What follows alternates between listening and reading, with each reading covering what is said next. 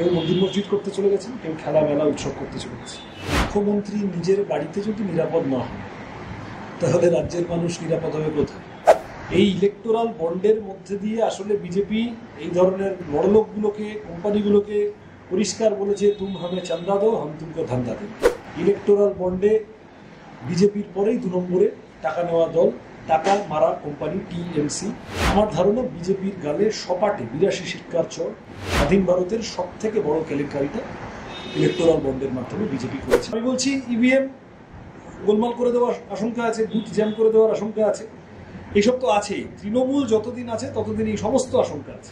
নমস্কার, আপনারা দেখছেন বাংলা হাট, আর আজকে আমাদের সঙ্গে আছে সৃজন ভট্টাচার্য।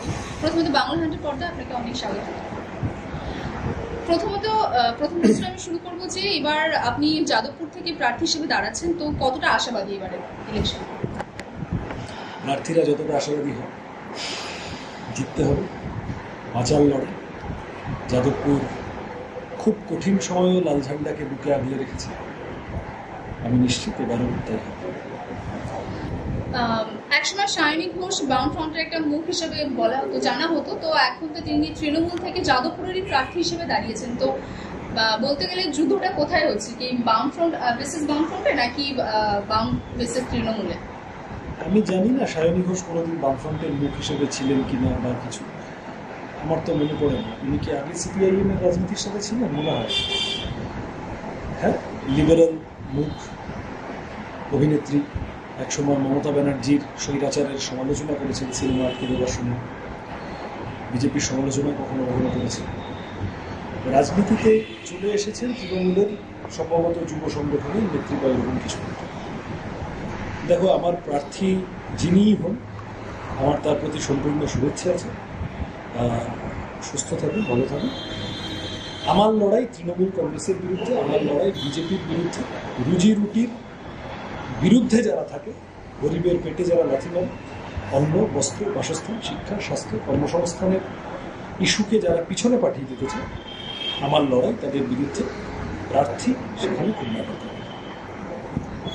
এর আগে মিমি চক্রবর্তী, তিনি তৃণমূল থেকে দাঁড়িয়েছিলেন এবং যাদবপুরের মানুষের মুখ থেকে এই কথা শোনা গেছে যে তিনি এসে তাদের সঙ্গে কখনো তাদের কথা বলেন বা তাদের সঙ্গে সাক্ষাৎ করেন, সেই বিষয়ে তার কোনো অভিমত দেখা যায়নি। তো সেখানে দাঁড়িয়ে আপনি যাদবপুর থেকে যে প্রার্থী হয়ে দাঁড়িয়েছেন, তো সেখানে সেই যাদবপুরের জনসাধারণের জন্য উদ্দেশ্যে কি বলতে চাইবেন, যে আগে তারা যে অভিমুখ দেখে এসেছে তৃণমূল থেকে, সেটা বাম আসতে পারে কতটা পরিবর্তন হবে? যাদবপুর গত 3টে লোকসভায় তৃণমূলের এমপিরা জিতেছে, কিন্তু একবারও জেতা এমপি রিপিটেড হয়নি। কবির সুমনের সময় হয়নি, সুব্রত বসুর সময় হয়নি, আর মাননীয় মিমি চক্রবর্তী, তিনি তো টার্ম কমপ্লিট করার আগেই ইস্তফা দিন। হয় যাদবপুরের তৃণমূলের এমপিরা দলে থেকে কাজ করতে পারেননি, অথবা যাদবপুরের মানুষ তো ছেড়ে দাও, যাদবপুরের তৃণমূলেই যাদবপুরের এমপিদের উপর ভরসা রাখতে পারেন নিজের দলের এমপিদের। হোয়াট এভার ইট ইজ, ওদের পাঠাক, ওরা লেজে কাটবে, মুড়ে কাটবে, আমার দেখার বিষয় নেই। আমাদের পার্টি, আমাদের সংগঠন, আমাদের মতাদর্শ, আমি আবার বলছি, আমরা রুটি কাপড়া মাকান কা মধ্যে। যাদবপুরের রেলের কতগুলো দাবি দেওয়া আছে, অ্যাডমিনিস্ট্রেটিভ কতগুলো দাবি দেওয়া আছে, স্কুল, কলেজ, হাসপাতাল, স্বাস্থ্যকেন্দ্র সংক্রান্ত কতগুলো দাবি দেওয়া আছে, চাষিদের কিছু দাবি দেওয়া, মধ্যবিত্ত মানুষের কতগুলো দাবি দেওয়া, ইয়াং জেনারেশনের তো বিপুল খিদে আছেই, চাকরি খুঁজছে, জব সিকিউরিটির প্রশ্নটা আছে, সোশ্যাল সিকিউরিটির প্রশ্নটা আছে। তোমাদের মতো অসংখ্য তরুণ বন্ধু যারা বিভিন্ন জায়গায় কাজ করছো, সেই অর্থে সোশ্যাল সিকিউরিটির কথাটা সরকারের খানিকটা দেখা উচিত, দেখছে। এই কথাগুলো আমার তুলে ধরার কাজ। তৃণমূল বিজেপির নেতারা তুলে ধরতে পারলে ভালো হতো, তাহলে সরকার একটু বেশি মানুষের কাছে লাগতো। কিন্তু তারা কেউ মন্দির মসজিদ করতে চলে গেছেন, কেউ খেলা মেলা উৎসব করতে চলে গেছে। ফলত এই কথাগুলো, জরুরি কথাগুলো তুলে ধরার, জীবন জীবিকার প্রশ্নগুলো তুলে ধরার চেষ্টা যাদবপুরের বামফ্রন্ট প্রার্থী হিসেবে করবে। আচ্ছা, একটু অন্যদিকে যাচ্ছি প্রশ্নে। কিছুদিন আগে মমতা ব্যানার্জি তিনি জখম হয়েছেন এবং তার নিজের বাড়িতে তিনি জখম হয়েছেন, এবং তারপর থেকে অনেক জল্পনা শুরু হয়েছে যে তিনি তাকে পিছন দিয়ে ধাক্কা দেওয়া হচ্ছে না, তিনি ধাক্কা অনুভব করেছেন। কিন্তু একটা জিনিস আমরা দেখিয়েছি যে ভোটের আগে একটা এরকম পরিস্থিতি সৃষ্টি হয়, তখন কথাটা এখানেই যে আটকেছে যে ভোট আসলে কিছু, এই বিষয়টি আমি ওনার আরোগ্য কামনা করতে পারি।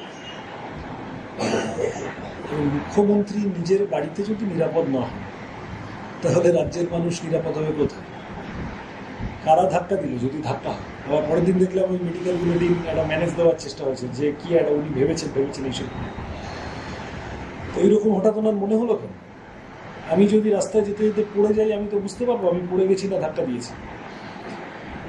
মুসল পর্ব শুরু হয়ে গেছে কিনা তৃণমূলের ভিতরে ভাবা উচিত। আগে ওদের পরিবারের ভিতরে, ওদের বাড়ির ভিতরে, ওদের দলের ভিতরে কি হচ্ছে জানার কোনো আগ্রহ আমার নেই।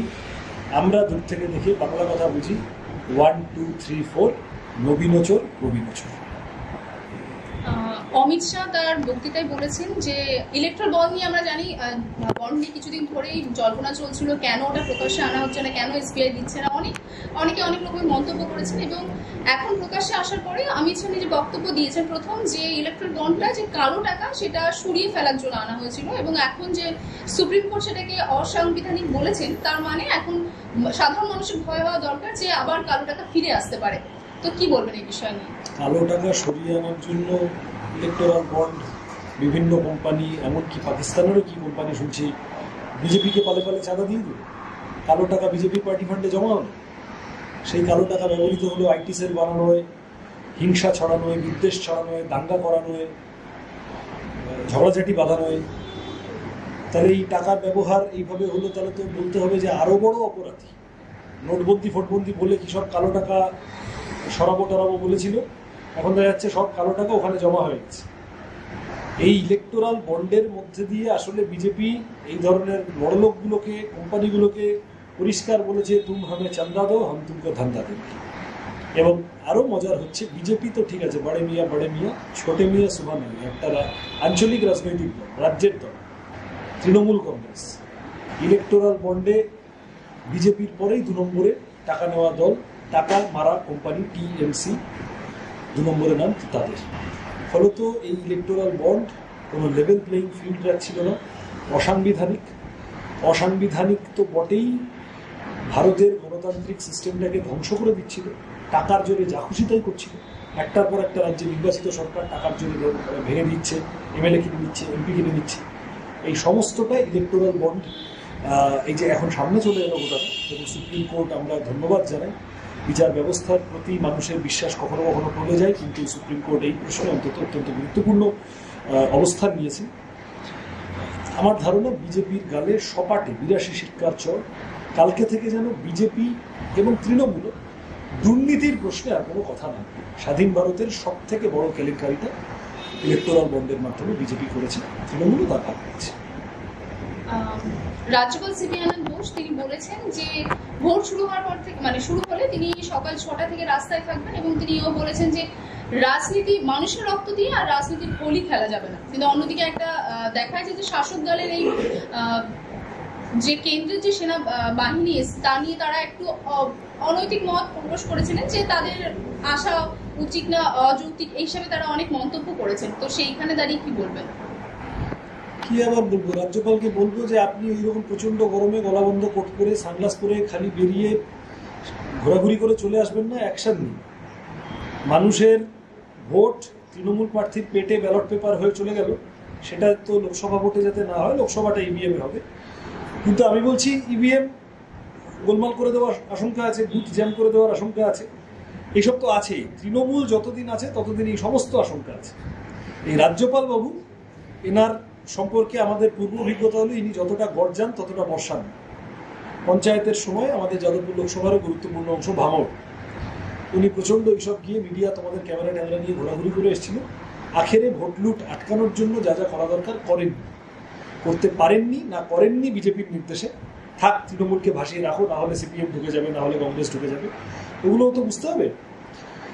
আমি আশা করব রাজ্যপালের পদমর্যাদা অক্ষুণ্ণ রেখে কড়া হাতে আজকে যে কথা বলেছেন, he will stand by his words, এবং আগামী দিনে সকল মানুষ যাতে ভোটের অধিকার সুরক্ষিত থাকে সেটা দেখতে হবে।